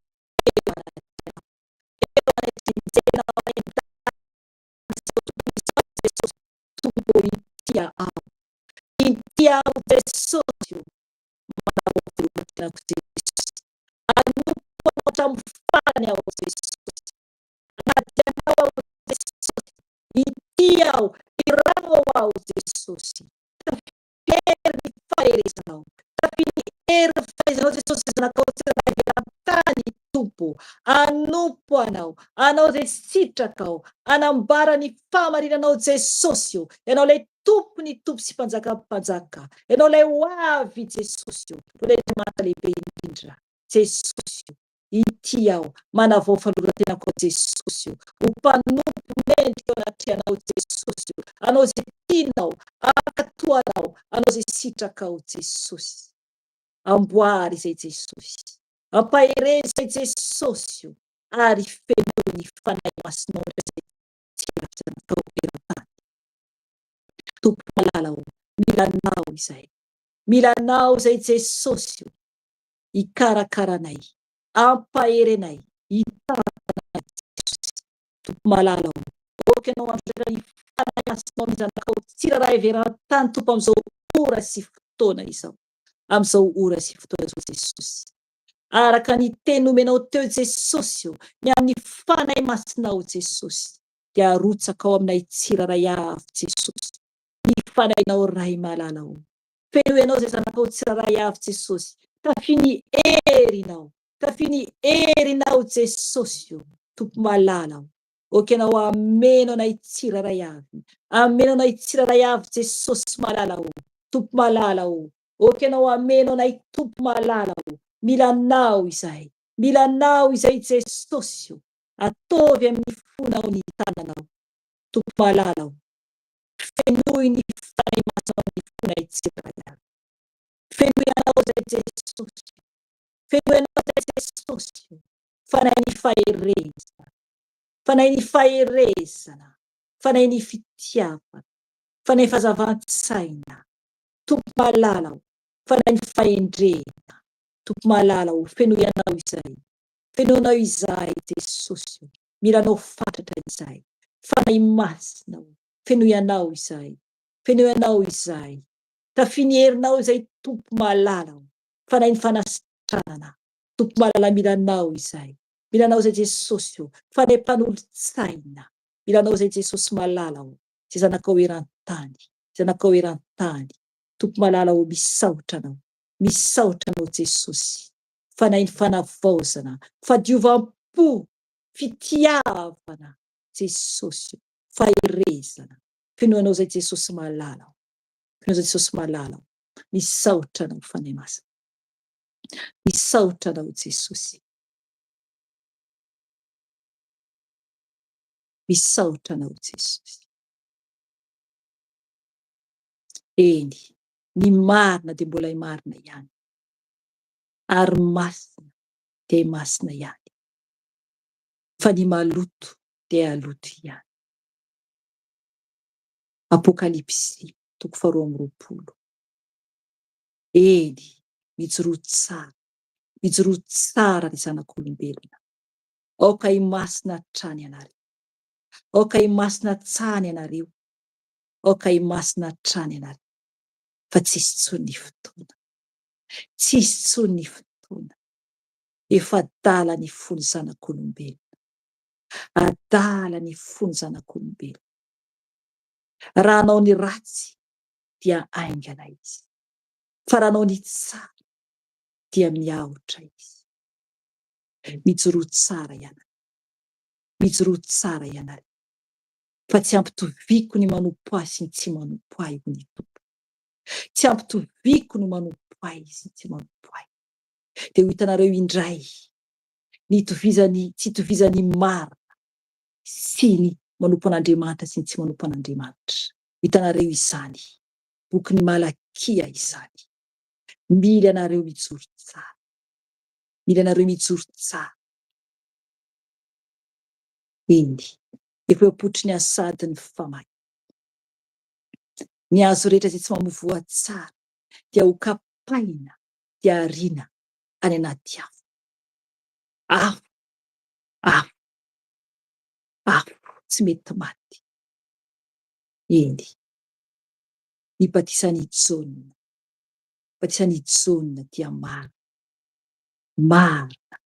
ka tsy maintsy araina, tsy maintsy ankatoavana avy amin'ny ray izany, fa amin'ny ray ny fahazavana izany, ray ny fahazavana tsisy aloka, ray ny fahazavana no tompony batisan'i Jaona.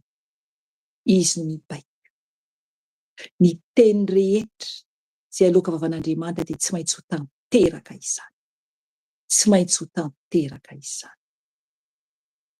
Izy no tompony lakile ny fiainana sy ny fahafatesana. Izy no tompony lakile. Eny, izy no mahay mamono ny aina sy manary ny aina any amin'ny elo.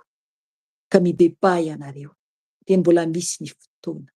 Andriamanitra tsy azo vazivaziana fa izay afafon'ny olona no jinjainy. Samy handray ny valikasany ny tsirairay avy. Samy handray ny valikasany ny tsirairay avy.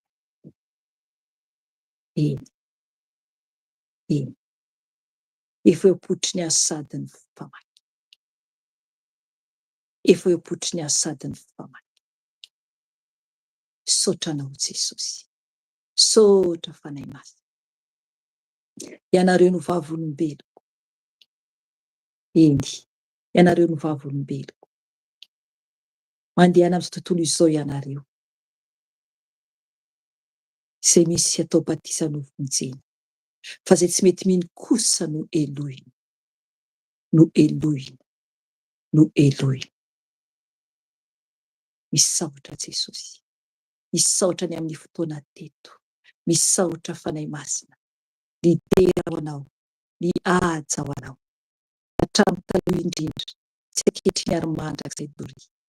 Misaotra ray, misaotra ray, misaotra ray, misaotra ray, ny amin'ny teny rehetra, ny amin'ny fanatrehanao, ny amin'ny fanahy masina, misaotra, misaotra. Aleluia. Amen. Amen. Aleluia. Saotra ny tompontsika, voninahitra ho an'i Jesosy ny amin'ny fotoana vita teto dia manao velomanareo izay menadà dia amin'ny herin'io fotoanantsika raha mbola tsy tonga ny tompo dia sitrapon'ny tompo dia mbola miona eto isika. Mahereza tompo fa tiantsika Jesosy. Dia metraka velomanareo izay menadà anaran'i Jesosy tompo. Veloma tompoko.